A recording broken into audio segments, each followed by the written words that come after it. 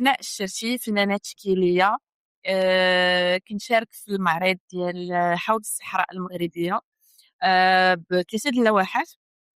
وحدة كتمثل المرأة المغربية.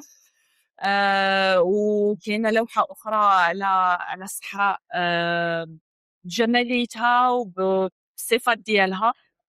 ولوحة أخرى تجريدية. هذه سادس مشاركة كنظن.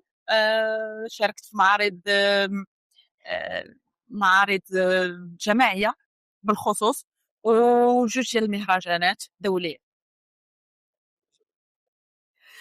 زعما الصراحة معرض رائع كيجمع جميع الفنانين من جميع بقاع العالم. عندك مغاربة، عندك أجانب. يعني حتى المحور ديال المعرض هو موضوع هام. يقيس الصحراء المغربية والهوية ديالنا المغربية.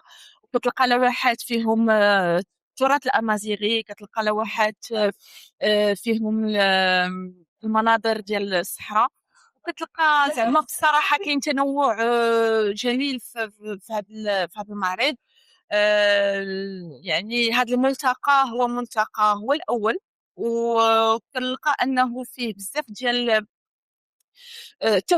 تنوع ثقافي وتنوع الفكري وتنوع يعني لي تكنيك دو بانتور. كاين اللي كيدير الصباغه المائيه، كاين الصباغه الزيتيه، كاين اللي كيستعمل الاتواب وداكشي في اللوحات ديالو.